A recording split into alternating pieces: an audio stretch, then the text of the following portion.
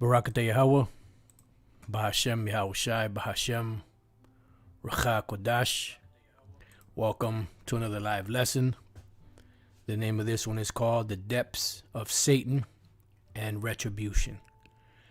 And pretty much the title for the lesson just came to me just now as I was getting everything ready to go. And Barakatah Yahweh, Bahashem Yahushai for that, because I wasn't sure what to call it. And there's a lot through the spirit and power of Yahweh Bashem Yahushai that I would like to cover in this lesson if the spirit allows. And one of the things I would like to cover, see how the spirit rolls, is that movie Emancipation. I watched it last night. I stayed up past my bedtime.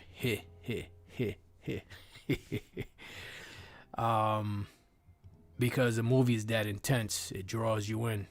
You know, it pretty much invokes a lot of different emotions. You know, it invokes anger, happiness, you know, and then it lets you down on certain parts, certain points, certain things that they say. You know, so it evokes a lot of different, you know, emotions. So Lord's will, we can get into a couple of things on that if the spirit allows. When we get to that part, if you haven't seen the movie and you don't like spoilers, Babakusha, just, you know, come back and watch that afterwards, if the spirit allows me even to get that far. But what I wanted to start off with, Salak, as I sip some of this tea that I made. I put together some fresh ginger, anistar, and black cardamom seed. No particular reason, I just threw that concoction together. Makes pretty good tea. I didn't put anything else in it. Oh, I did put some chaga mushroom powder and some Ceylon cinnamon. They call it, you know, it looks like you, when you see the spelling, you know, you want to say Ceylon cinnamon, but it's Ceylon cinnamon. Anyways, and if you want to get the benefits of those, just look it up. Now, I was watching this video earlier because it just happened to pop up on my feed. It was live about a couple hours ago, and it's called More Clues, I Am Legend, Tip of the Needle. And I mean, for the most part, I came in around, say, about the 20-minute mark. And the video was almost 42 minutes. So I came in around halfway, and he was going into the movie, you know, and breaking it down. And from what I heard, from that point to the end, he was getting down on the breakdown of the movie, you know, based off of his research. Now, I will say, for those of you that are not really grounded, I wouldn't recommend watching stuff like this, because he goes off, especially when it comes to the scriptures. You know, he tried to say that Revelation 6:1 and 2, dealing with the white horse, is, you know, it's dealing with this, you know, which it's not, it's dealing with Yahushai, you know, but he did pull out a particular word out of there that was, you know, that was plausible from what he was saying, but we know based off of the breakdown, you know, that it's not dealing with that, it's dealing with Yahushai himself, the, you know, the man on the white horse. But other than that, like I said, from about the halfway mark to the end that I watched, you know, he was getting down, you know, breaking the movie down based off his perspective and research. Now, one thing that I do want to say is, as I was watching this, I don't know why, for some reason, you know, a couple of things came to mind, and I just started looking up dates and, you know, certain locations, and it kind of just, you know, set a, you know, a pattern of thoughts, you know, which I know it's the spirit of Yahweh Bashem Yahushai, which gave me the lesson. And just prior to me starting, I was just going to call it a basically, you know, various topics with today's date. But then as I was thinking about it, I said, you know what, let me see. Then all of a sudden, boom, the title came to me here in the book of Revelation 2:24. But unto you I say, and unto the rest in Thyatira, as many as have not this doctrine, and which have not known the depths of Satan. As they speak, I will put upon you none other burden. So pretty much, the depths of Satan. And remember the serpent, which is an actual man. It says that he was more astute, pretty much more subtle than any, or subtle than any beast of the field. And the word Satan here is not talking about the actual demon Satan, although the teachings are left-hand teachings. But remember, the spiritual demon Satan works for the Most High. So everything that people on the earth that work on the left-hand side do, they're working for Satan, but indirectly they're working for the Most High. All right, so the depths of Satan is their mechanisms, their devices, the things that they do, right? And this is a scripture that came to me earlier through the Spirit. This is 2 Ezra 4:26. Then answered he me and said, the more thou searchest, the more thou shalt marvel, for the world hasteth fast to pass away. And this is the deal, it's like a constant search. Something comes up, a thought pattern comes into your mind.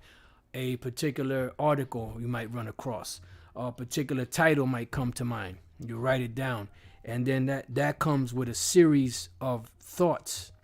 It evokes thoughts, and questions. And then you ask the computer questions. You go and do research. You find out this, you find out that, and before you know it, you got a lesson put together through the Spirit and power of Yahweh Bashim Yahushai.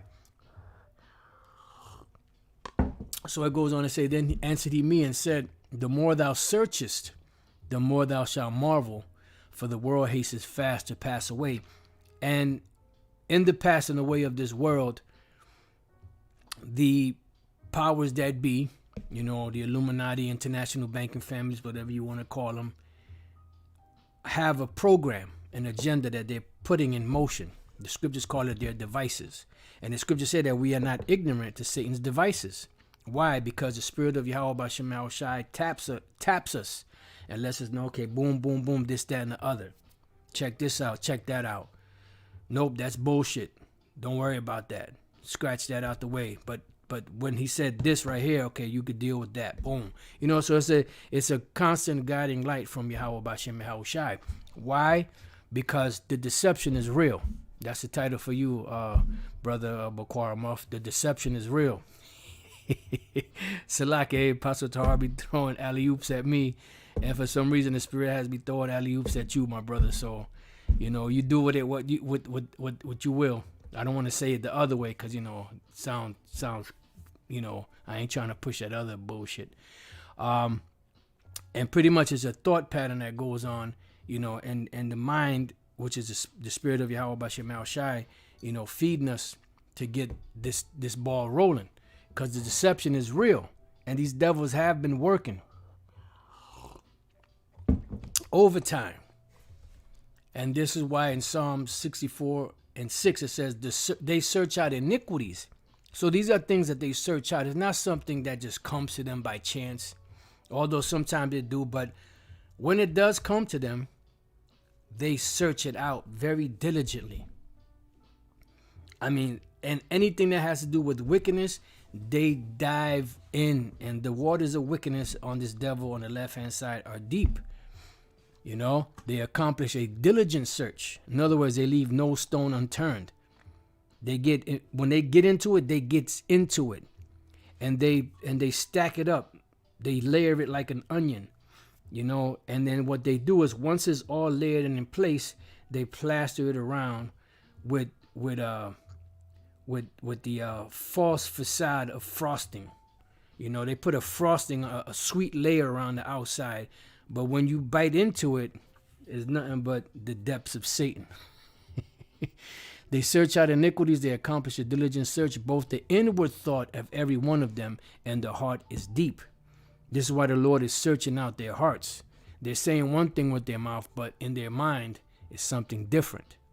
All right, I'm going to read this precept the brother put up, then we're going to get into the point. Proverbs chapter 4:16. For they sleep not, except they have done mischief, and their sleep is taken away, unless they cause some to fall. Why? Because the earth is given into the hand of the wicked. Now, we already know that a particular year, 1948, specifically May 14th, you had the state of Israel proclaimed. That was when they established, they got everything going. There's a whole history behind it. But they established themselves in May 14. May, no coincidence at May. The state of Israel is proclaimed, right? Now, like I said, I don't know why this thought came to mind dealing with the UN building. And the UN building is called the United Nations Secretariat building, right? Now, I don't know why this thought, I know it's a spirit, but I like I said, I was watching this video and then that thought just popped in my mind, the UN building. So I went to look it up. And by the way, the UN building is I know why now. The UN building is a monolith. All right. What is a monolith? A monolith is a monument consisting of a single large block of stone, which is symbolic for what? For the New World Order, one world government. This is why it's a UN, United Nations building. All right. There are many different nations that came into it, because they have all the nations of the world except for 3. And one of those nations that's not a part of it is the Vatican. And the reason why is because the Vatican is a separate entity, all of its own. That is the false prophet in the book of Revelation. So this is a single large black stone, 1829, French, Latin, consisting of a single stone, from Greek monolithos, made of one stone, from mono, single alone, small isolated, lithos, stone.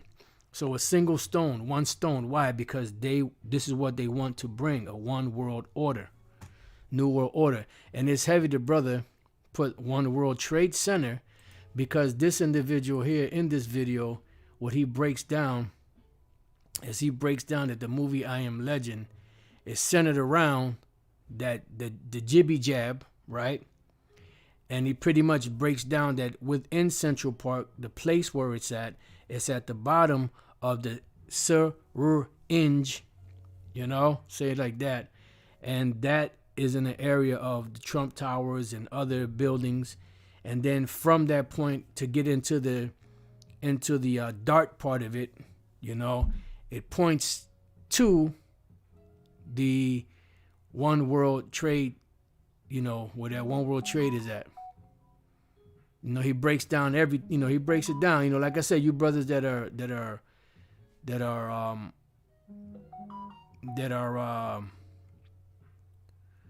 what's the word I'm looking for? Grounded. You can, look into it. See right there. This is the tip, and it points right to One World Trade. And then, the needle, or the keeps going straight forward. All right. But those of you that are not really grounded, I wouldn't suggest watching it, because I don't know how much this guy goes into the scriptures and goes off, But anyway, it's very interesting that the United Nations Secretariat building was constructed. The construction started September 14th, 1948. And the state of Israel started May 14th, 1948. So that's at May, June, July, August, September, which is 4 months, if I'm not mistaken. 4 months exactly on the same year that the state of Israel was established. And it was completed in 1951. All right. Now, what I put in here, why was the United Nations building called Secretariat? Which goes into like different, secretary stuff, and all this stuff. You could look it up if you want. It's, not really important. But what I did find looking through here, right? It's in Turtle Bay, Manhattan, right? And when you scroll through here, it has 7 doors, and they ask why does it have 7 doors? They go into a whole BS. I believe 7 is just completion, because that's what the word 7 means, completion. King David is alive, eh? Well, he is in the spirit world. King Marshal. So it says, now this is heavy. It says, how many bodies make up the UN? The United Nations UN has 6 main organs. 6, going back to that number, and it breaks it down. 5 of them: the General Assembly, the Security Council, the Economic and Social Council, the Trustee Council, and the Secretariat, are based at the UN headquarters in New York. The 6th, the International Court of Justice, is located at The Hague in the Netherlands. So you had 6 main organs, right? Then we scroll down. It says, what are the 6 principles of the United Nations? Most work, however, is delegated to 6 main committees: disarmament and international security. Number 2, economic and financial. Number 3, social, humanitarian, and cultural. Number 4, special political and decolonization. And number 5, administrative and budgetary. And 6, legal. So I said, well, that's just 6 and 6. So we had 6 main organs and 6 principles. And I said, okay, well, that's, I was looking for the third 6, but I didn't really find anything, right? But when I went to Google, Spirit said, how many original members of the United Nations? And how many original members? 51. So you get your third 6, your 666. So they have 6 organs, right? 6 organs, 6 principles, and there was 51 members or founding members, which 5 and plus 1 is 6. All right, so that's your 666. And pretty much these are the depths of Satan, because through this vein, so to speak, VEIN, this is how they're trying to bring forth the New World Order. And there's no coincidence that it's in America, that it's in New York, that it's a bunch of nations together looking for one particular goal, to bring so-called world peace, when they shall say peace and safety, and sudden destruction cometh upon them or falleth upon them, and this is their goal. So I found that pretty interesting. I don't know if anybody else did, but I thought that was kind of heavy, dealing with the devices of Satan. Now, what prompted me to actually look into the UN building was this individual here, I don't know what his name is. He said that in here he was counting the windows, right? And then you see the gray, right? And these are like separations. So if you count this section here, you have 1, 2, 3, 4, 5, 6, 7, 8, 9. Number 9. And then the next section is 1, 2, 3, 4, 5, 6, 7, 8, 9, 10, 11. 9, 1, 1, And then the top one has 10, So this, according to him, he was saying that whole 911 situation, which pretty much ushered in the New World Order in 2001, pretty much is everywhere, based off of what he was saying. So that prompted me to look into the UN building, when was it created, so on and so forth. And I thought I had another tab pulled up. Right.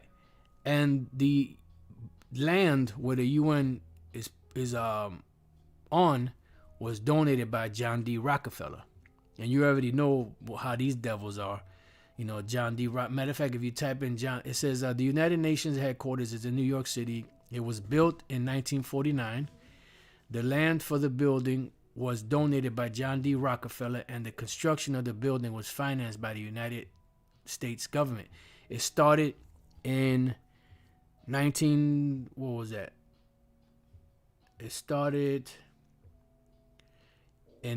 construction started in 1948, It was completed in 1951, but it was opened in 1950. That's why I said that.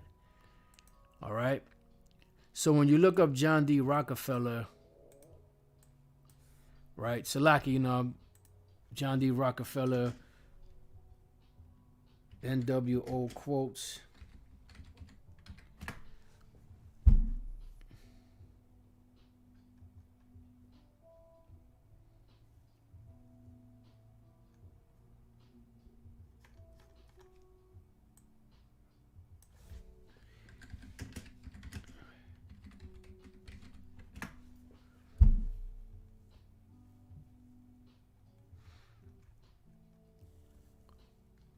Let's see.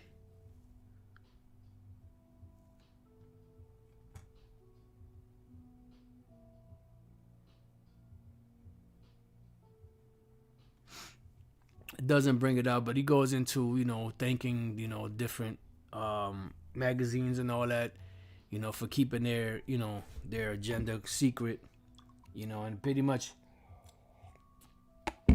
they wanted to establish a new world order. And he said, we are guilty or something like that. But I don't remember the specific quote right off the top.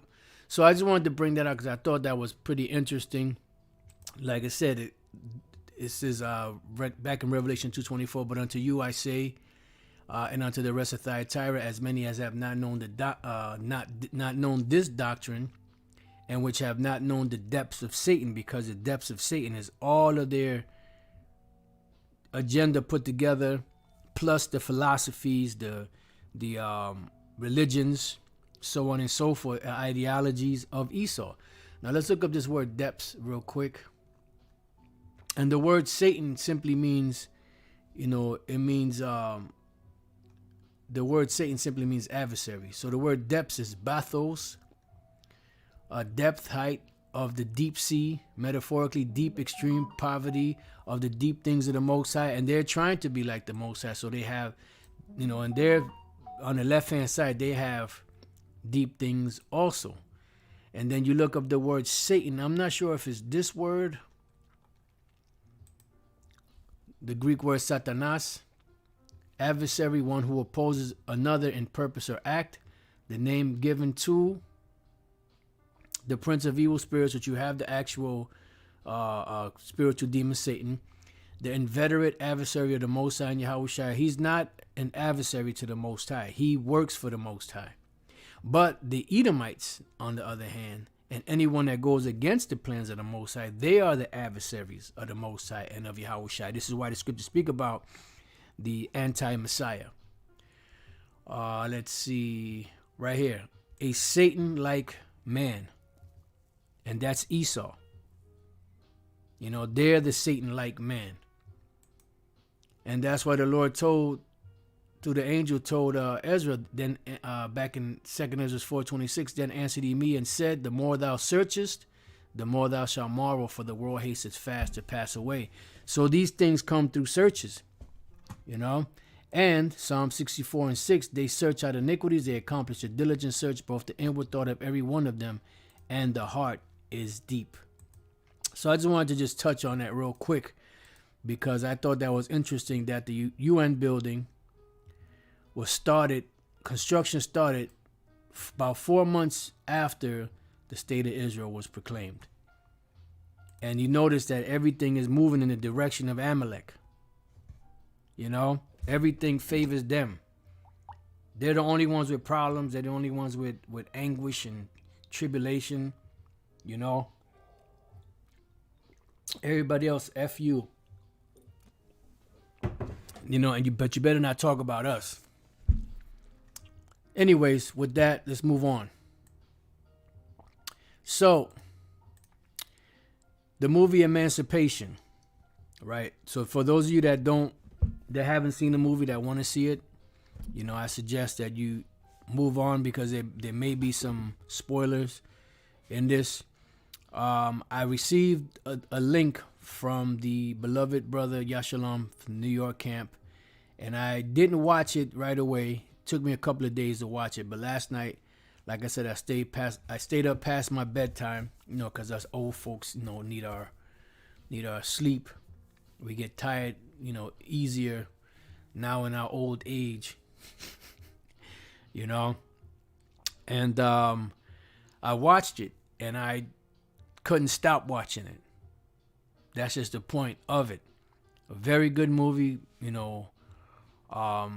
Will Smith did his thing.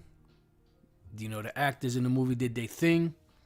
And as I was doing some research, I found out that, like Will Smith, there's something online that everyone was so deep into their character that one of the Edomites went outside of script. While him and Will Smith were dialoguing, and the dude spit on Will Smith, but that wasn't in the script.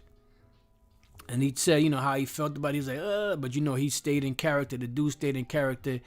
And when you look at the actors in this movie, you could actually see an actual spirit on them that came back from those days, because the Lord put the spirit on those Edomites and the spirit on those Jakes to feel like the slaves felt back then, and the slave owners, slave catchers, so on and so forth back then.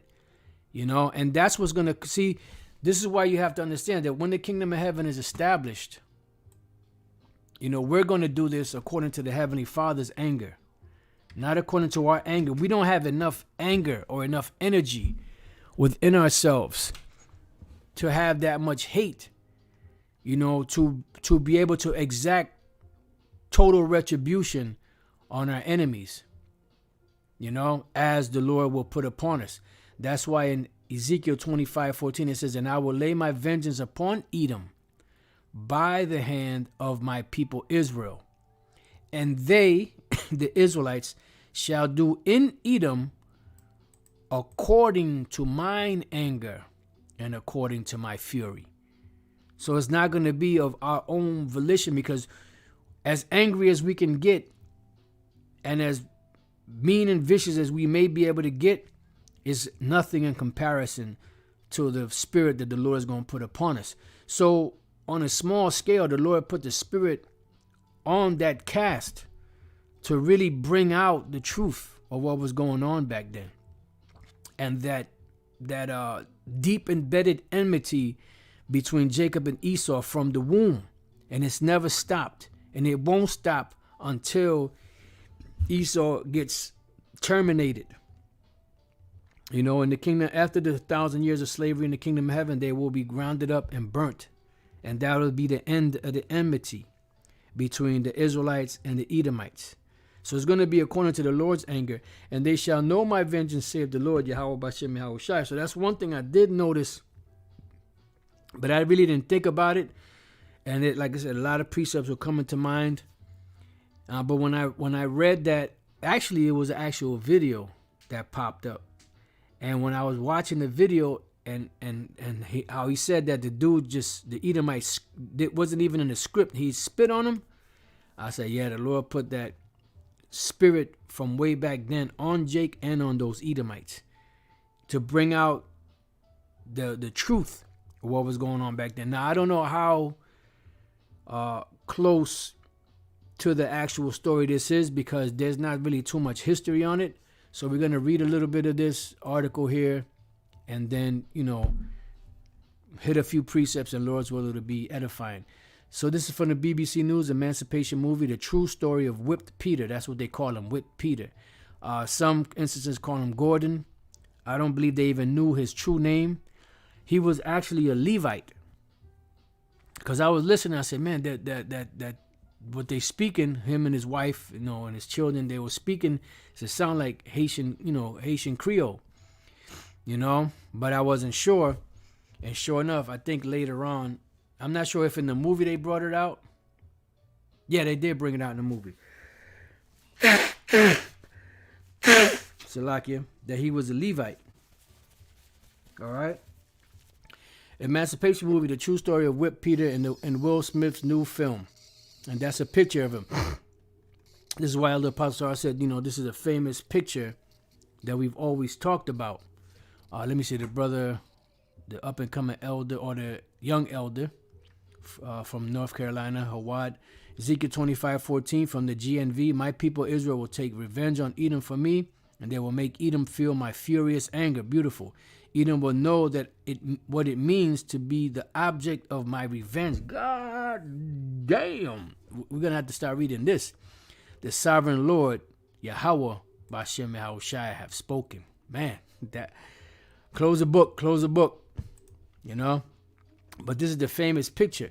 Now, in the movie, when he took this picture, I don't know how accurate it is, but when they went to take the picture and he took the shirt off, the Edomite grabbed him to turn it back. He said, "Don't put your hands on me. Don't put your hands on me," you know? And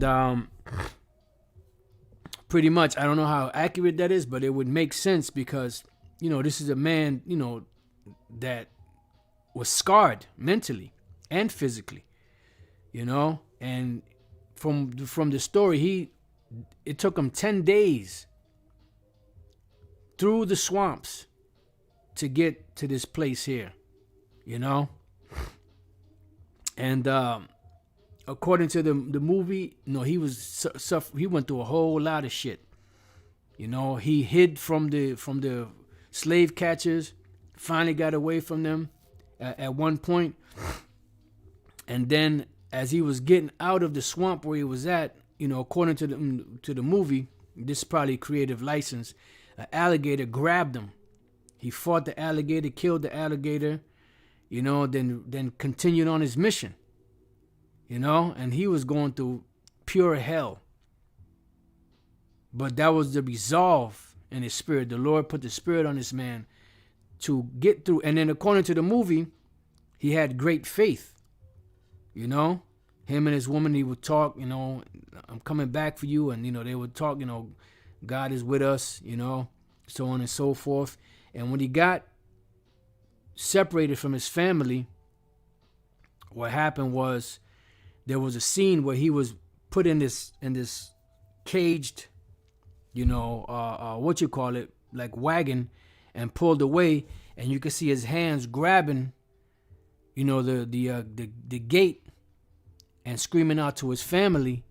And pretty much the thought that came to mind was, you know, "There shall be no might in thy hands," you know, which is a part of our history, you know. When we go to Deuteronomy 28, I believe that's around the 32nd verse, you know. And when I thought about that, I got pissed off. I got mad, you know, because I was like, these motherfuckers, man, these Amalekites, they ain't go through this shit. These little hat motherfuckers, they never went through that shit. They never suffered that. They never had their loved ones ripped from their arms, you know, like that, on that level, you know. And the heartache, and there was nothing that you could do. Deuteronomy 28:32 says, "Thy sons and thy daughters shall be given unto another people, and thine eyes shall look and fail with longing for them all the day long, and there shall be no might in thine hand." There was nothing that could be done. This was a straight up, you know, punishment from Yahweh Bashem Yahushai. There was nothing that could be done to get them back and to relieve that pain that you felt of having your loved ones, whether it was your wife or your husband or your children, yanked from you. You know, your uncles, you know, whatever. Isaiah chapter 42, 24, just go straight to the point. "Who gave Jacob for a spoil?" Spoil means to be robbed. "And Israel to the robbers. Did not the Lord, Yahweh Bashem Yahushai? He against whom we have sinned." But wait a minute. I thought we had to take an oath in order for the curses to stand. That big bonehead clown that said, "Who gave Jacob for a spoil and Israel to the robbers? Did not the Lord, he against whom we have sinned? For they would not walk in his ways, neither were they obedient unto his law.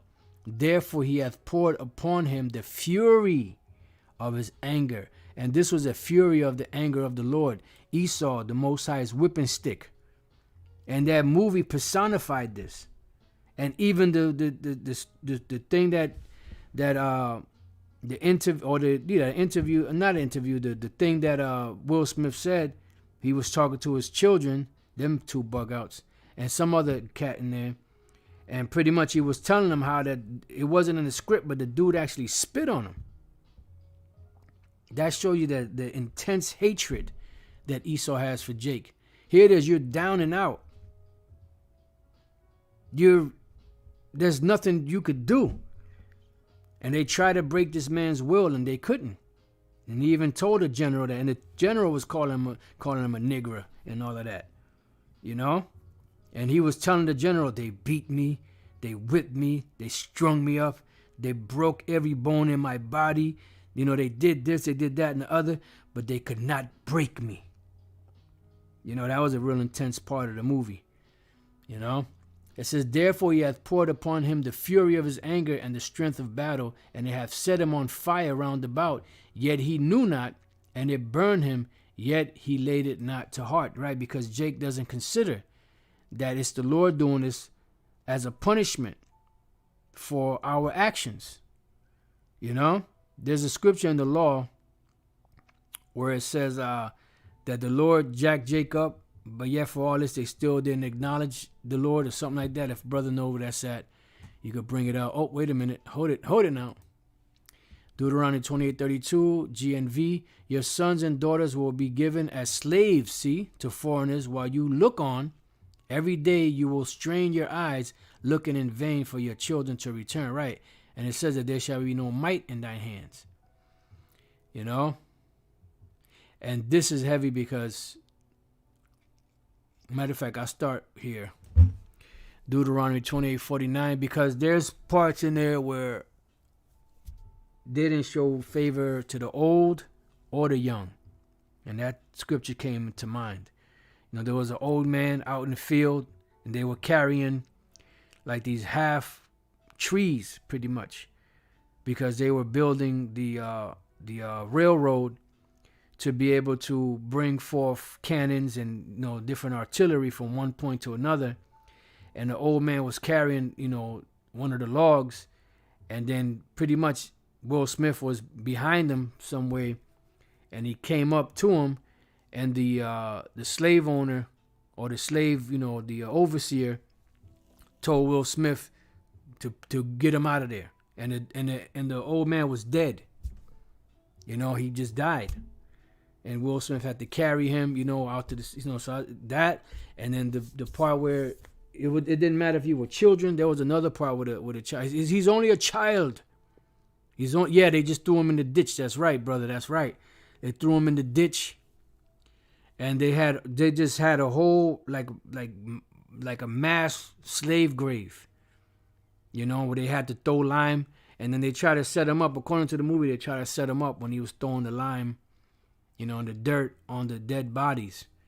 There was just a bunch of dead bodies, Jake bodies. They would just throw him in the grave, unmarked grave, you know. And as he was throwing the lime and the dirt on him, the guy tried to set him up, and he killed. I don't know if he killed two of them, you know, or just one, and beat the shit out of the other one. And then from that point he ran, and his boys ran with him. You know, at the end of the movie, only two of them escaped. But that shows the resolve that the Spirit put on them men, you know, to get the hell out of there. And, you know, I don't know how true, like, the whole thing is, but, you know, according to the movie, he came back and actually got his family. So I don't know how, because there's not really too much to go on. So some of that could have just been creative license, as they were saying, through photography. You know, it shows the power of photography, because once they showed this picture, you know, they actually, you know, it's left to the interpretation of the person. Now, they were saying that the Jakes that see this picture, it didn't do nothing for them, because this was just normal. But the Edomites, it just, you know, according to them, there was such horror, you know. But the Jakes were used to this, you know. So let's see what we can glean off of this.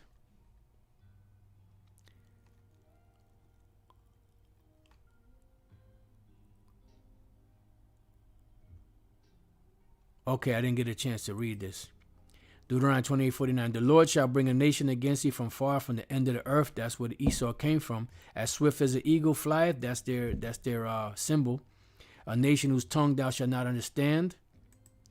It says, a nation of fierce countenance, which shall not regard the person of the old, nor show favor to the young.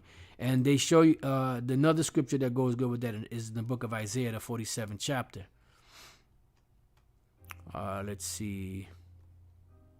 Right, they branded one individual on that same, they put an R, and oh man, that shit burns you, because you see that, the dude heating the shit up and then sticking it on his face, and the way that when they stuck it on his face and the sounds of the sizzles of that shit, and even the Jake that let out that that yelp, it was like god damn, Yep, he said the slave catcher said that Negroes are persistent. Yeah, I mean it was just something, man.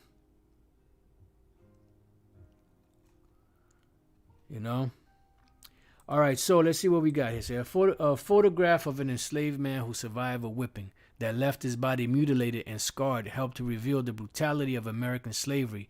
Actor Will Smith stars in Emancipation, a film that recounts the story of Whip Peter and his journey from slave to soldier. Though his skin has been flayed open dozens of times by the sting of a whip and then painfully scarred over, Gordon, an escaped enslaved man, posed defiantly for a portrait in 1863, right? And the reason why he had that scarred back was because of defiance. And this is why the general said, well, what that back tells me is that you're disobedient, And then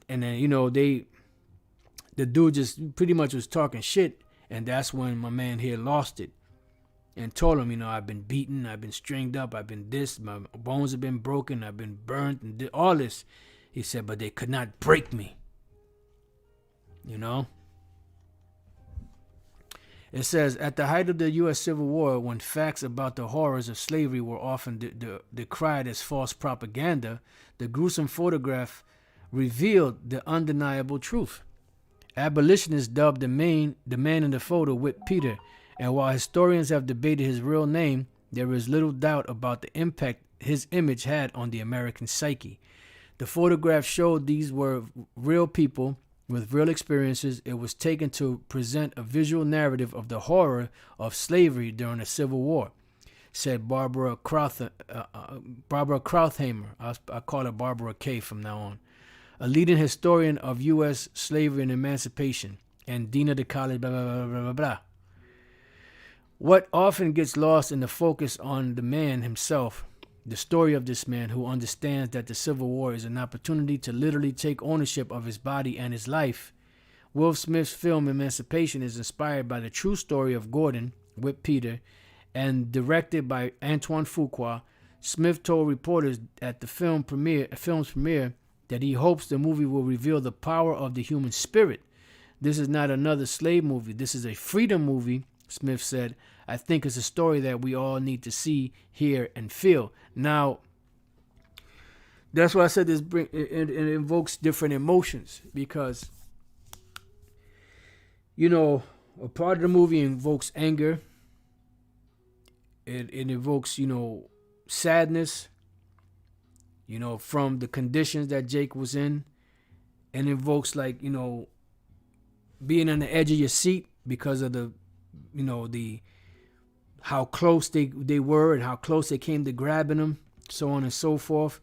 It also invokes anger in the sense of, we know that the Emancipation Proclamation is bullshit.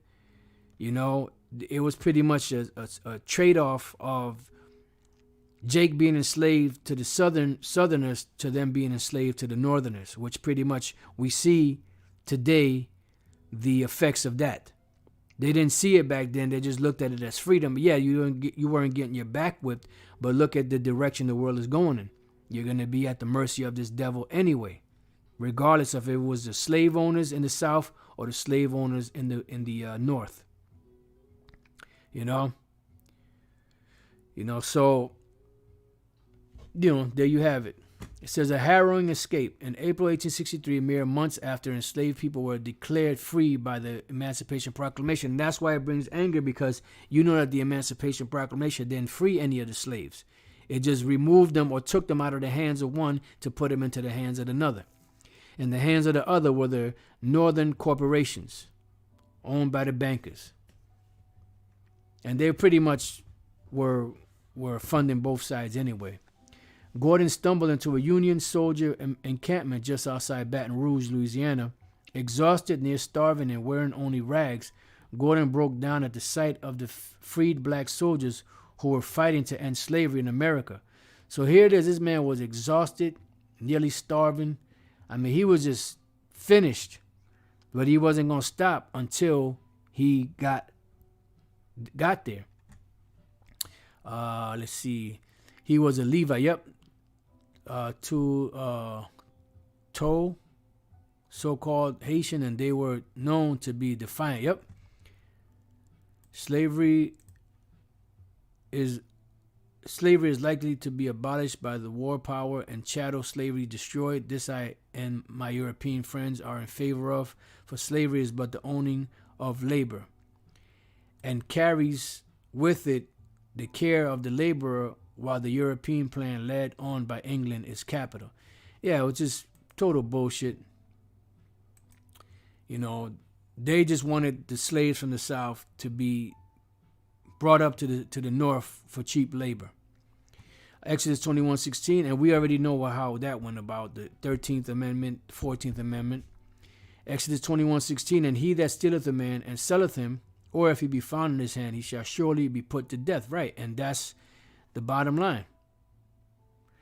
Let's see. Control of labor by controlling wages. This can be done by controlling the money. Hazard Circular 1862. Yeah. So pretty much it was all a plan. Says, according to a December 1863 column in the New York Daily Tribune, he immediately asked to enlist. During a medical examination, Gordon told officers he decided to escape after surviving a brutal whipping that left him near death and in a coma for 2 months. After 10 days of being chased through the Louisiana swamps and bayous by bloodhounds and slave catchers, Gordon finally made it to the Union encampment and freedom. So they say. You know, but he was free from that situation that he was in. Salaki for a minute.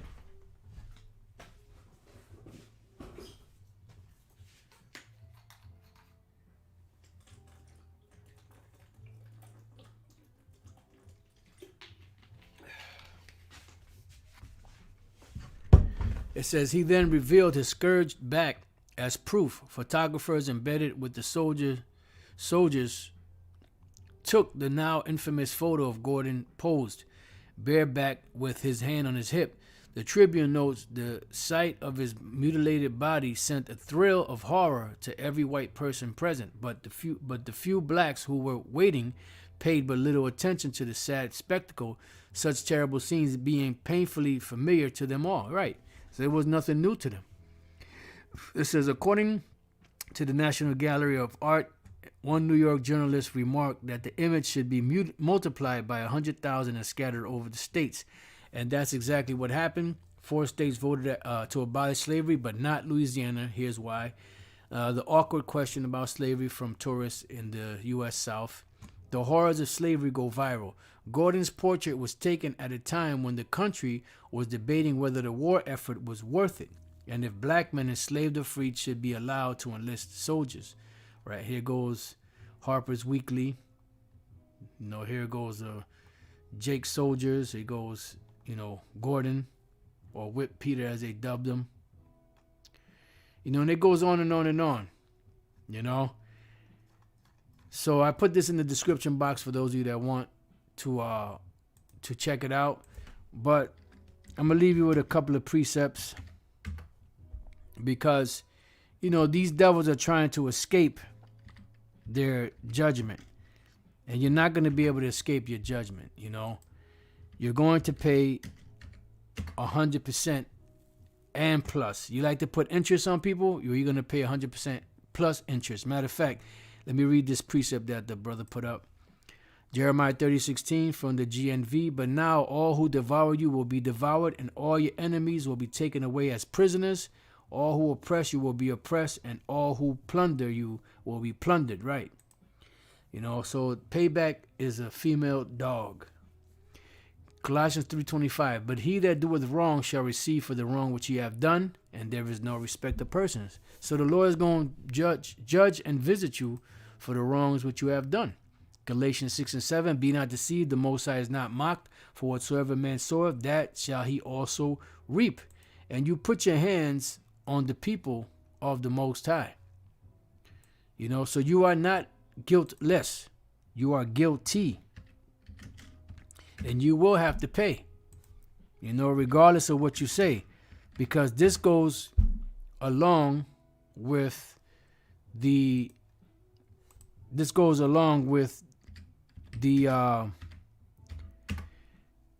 controversy of Zion.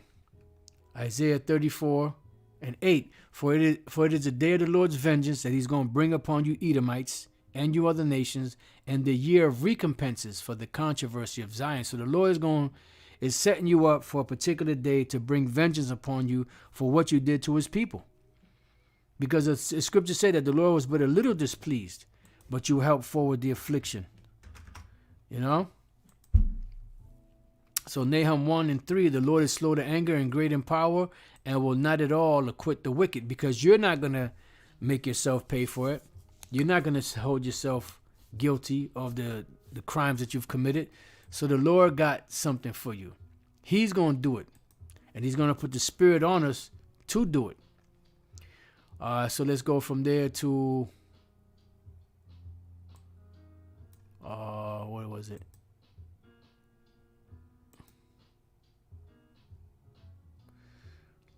Let's go to Revelation 13:10. He that leadeth into captivity shall go into captivity. And that's clear. You led people into captivity, you will go into captivity. He that killeth with the sword must be killed with the sword. You kill with the sword, you must be killed with the sword. Retribution is all, and revenge is all throughout the scriptures, no matter how you slice it. Let's go real quick to Luke chapter 18:7. Start at 6. And the Lord said, hear what the unjust judge saith, and shall not the Most High avenge his own elect, which cry unto him, which cry day and night unto him, though he bear long with them? And this is why, the Lord told the souls that are crying in heaven, the Israelite souls that are crying in heaven, that they have to wait. Revelation 6:9. And when he had opened the fifth seal, I saw under the altar the souls of them that were slain for the word of the Most High, and for the testimony which they held, right, which is the prophets, the teachers of the Lord that were put to death, but also Jake in general. Because you put your hands on the Lord's people, you touch the apple of the Most High's eye. And they cry with a loud voice, because once Jake, flesh is gone and their spirit goes back into the spirit world, they're back in proper order. It says, and they cried with a loud voice, saying, how long, O Lord, holy and true, dost thou not judge and avenge our blood on them that dwell on the earth? And white robes were given unto every one of them, and it was said unto them that they should rest yet for a little season, until their fellow servants also and their brethren that should be killed as they were should be killed. And then the Lord is going to bring forth that judgment upon these devils. And this is one of the reasons why they're being set up. Revelation 17:6. And I saw the woman, which is America, drunken with the blood of the saints, which are the Israelites, and with the blood of the martyrs of Yahushua, which are the prophets, the teachers, the men of the Lord, and women. And when I saw her, I wondered with great admiration. So the Lord got everything. He got you in the scopeo. So Revelation 13:10, he that leadeth into captivity shall go into captivity. He that killeth with the sword must be killed with the sword. Here is the patience and the faith of the saints. This is what we're waiting for. We're waiting for the Lord to deliver us and bring vengeance to our enemies, and distress and disaster and total chaos upon our enemies. This is the book of Thessalonians 1:6, seeing it is a righteous thing with the Most High to recompense tribulation to them that trouble you. It says, and to you who are troubled, rest with us when the Lord Yahushua shall be revealed from heaven with his mighty angels, because that's what they're coming to do. Michael and his angels, Yahushua, the rest of the angels coming to give us retribution, to revenge us, to bring hell upon our enemies. It says, in flaming fire taking vengeance on them that know not the Most High and that obey not the gospel of our Lord Yahushua, who shall be punished with everlasting destruction from the presence of the Lord and from the glory of his power. So the Lord is coming to kick Esau and the other nations' ass, and you Israelites that are disobedient. When he shall come to be glorified in his saints, and to be admitted and admired in all them that believe, because our testimony among you was believed in that day. Yeah. So the Lord is coming back to bring terrible vengeance upon you Edomites. Jeremiah 49:7, concerning Edom, thus saith the Lord of hosts. So I'm just going to jump down to the main verse, verse 12. For thus saith the Lord Yahweh Bashem Yahushua, behold, they whose judgment was not to drink of the cup have assuredly drunken. We weren't supposed to drink of that, because we are a royal people. But because we moved the Lord to anger and and jealousy, he brought this hell upon us. So we had to deal with it. So we drank that cup, which we weren't supposed to drink that cup. We are the darling of the Most High. We are the apple of his eye. But we had to deal with it. We had to take our punishment. We had to take our licks. And art thou he that shall altogether go unpunished? So are you going to go unpunished? And here it is. We are we find the most favor out of all nations in the sight of our Father, Yahweh, Bashem Yahushai, and we went through hell, and you think you're going to be unpunished? Thou shalt not go unpunished, but thou shalt surely drink of it. That's what the Lord said, Nahum 1:3, the Lord is slow to anger and great in power, and will not at all acquit the wicked. And if you brothers out there and few sisters get a chance, you watch that movie Emancipation. Like I said, the brother sent me the link. I don't have the link offhand right now, so I could have put it in the description box. If the Lord, if I remember, I'll type it up, and put it in the description box. If not, you brothers that have it, you could pass it to other brothers, so on and so forth. So with that, I pray that you brothers and few sisters have been edified, and we're not ignorant of Satan's devices, and retribution is coming. That's why this is called the depths of Satan and retribution, because these devils have been very, very busy. Shalom.